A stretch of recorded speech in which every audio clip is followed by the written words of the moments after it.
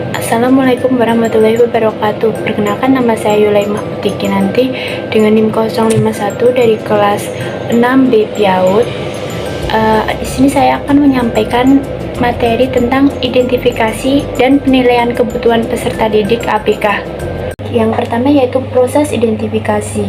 Nah, identifikasi sendiri merupakan proses penyaringan atau screening guna menentukan jenis kebutuhan khusus pada anak.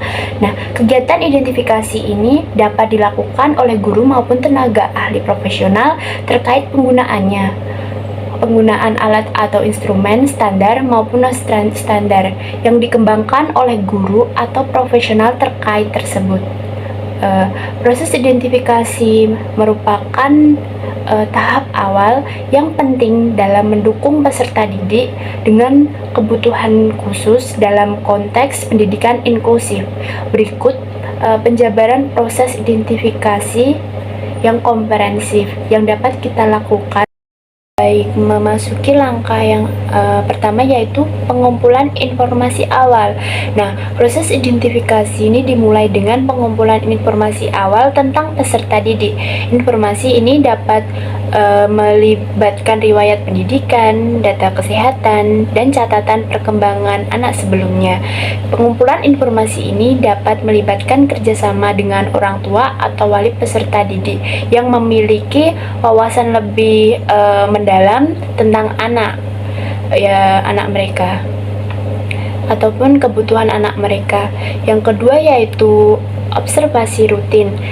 Guru dan staf pendidikan sering berperan penting dalam proses identifikasi. Melalui observasi rutin, mereka dapat mengamati perkembangan peserta didik dalam konteks kelas dan lingkungan belajar lainnya. Nah, di sini itu guru dan staf pendidikan diminta untuk melakukan observasi rutin. Observasi ini dapat dilakukan contohnya saat kegiatan di kelas atau kegiatan belajar mengajar. Nah, di sini ketika pelajaran berlangsung, guru itu dapat menilai apakah anak ini akan mengarah kepada suatu identifikasi anak kebutuhan khusus. Nah, observasi ini juga dapat membantu dalam mengidentifikasi tanda-tanda perubahan yang mungkin mengindikasikan anak mengarah kepada anak berkebutuhan khusus. Langkah yang ketiga yaitu kolaborasi tim. Kolaborasi antara guru, staf pendidikan khusus, dan tenaga ahli khusus juga sangat penting dalam proses identifikasi. Tim ini dapat berkumpul untuk berbagi informasi, pengalaman, dan wawasan untuk memahami situasi anak atau peserta didik secara lebih mendalam ataupun komprehensif. Nah, mereka juga dapat membantu dalam menentukan langkah-langkah selanjutnya yang akan diambil. Yang keempat yaitu penggunaan alat penilaian. Nah, proses identifikasi juga melibatkan penggunaan alat penilaian yang sesuai. Alat-alat ini dapat berupa tes standar seperti tes membaca ataupun matematika ataupun lainnya, penilaian psikologis, tes psikotes, ataupun instrumen khusus yang dirancang untuk mengidentifikasi kebutuhan peserta didik. Pemilihan alat penilaian yang tepat berdasarkan karakteristik individu sangat penting untuk mendapatkan hasil yang akurat. Dan langkah yang terakhir yaitu pemantauan secara terus-menerus. Nah, identifikasi kebutuhan peserta didik adalah proses yang berkelanjutan. Pemantauan terus-menerus adalah kunci untuk memahami perubahan dalam kebutuhan peserta didik seiring dengan berjalannya waktu. Ini memungkinkan guru dan staf pendidikan untuk merespon perubahan dengan cepat dan memberikan dukungan yang sesuai. Nah, dari 5 langkah-langkah tersebut dapat disimpulkan bahwa proses identifikasi yang cermat dan berkelanjutan membantu sekolah dan guru merespon kebutuhan peserta didik secara efektif. Dengan demikian, peserta didik dapat mendapatkan dukungan yang tepat untuk mencapai potensinya yang maksimal mereka dalam pendidikan. Materi yang kedua yaitu alat penilaian. Nah, penggunaan alat penilaian ini sangat penting dalam mengidentifikasi anak berkebutuhan khusus. Nah, pemilihan alat penilaian yang tepat adalah langkah penting dalam proses identifikasi kebutuhan peserta didik dalam pendidikan inklusif. Dalam bagian ini, beberapa alat penilaian yang dapat digunakan untuk mengidentifikasi anak berkebutuhan khusus dengan akurat. Alat penilaian yang pertama yaitu tes standar. Tes standar sendiri adalah alat penilaian yang umum digunakan dalam dunia pendidikan, mencakup tes kecerdasan, tes kemampuan akademis, dan tes penilaian lainnya yang memiliki pedoman dan kriteria yang sudah ditentukan.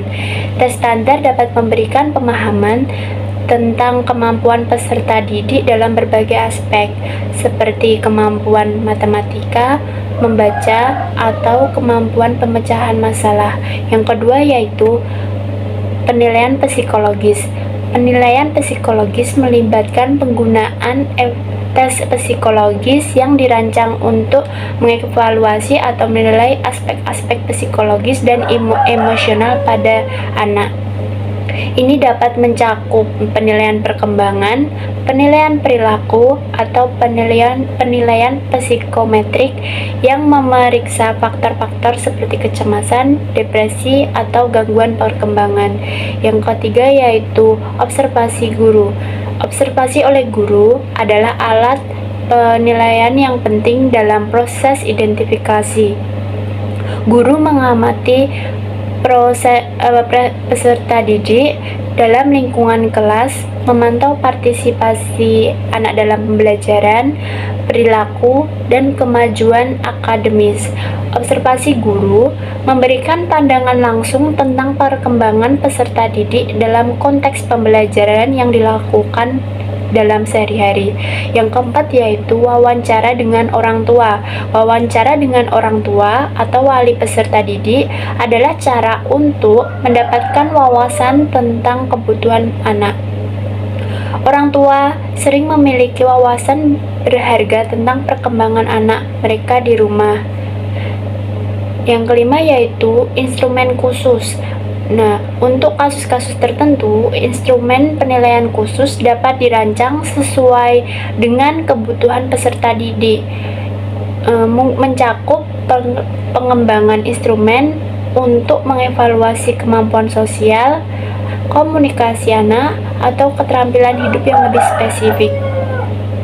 Pemilihan alat penilaian yang sesuai harus didasarkan pada karakteristik anak atau peserta didik dan tujuan dari penilaian tersebut. Penggunaan alat penilaian yang tepat membantu dalam mengidentifikasi kebutuhan peserta didik dengan akurat, sehingga dapat diambil tindakan yang sesuai untuk mendukung perkembangan pada anak.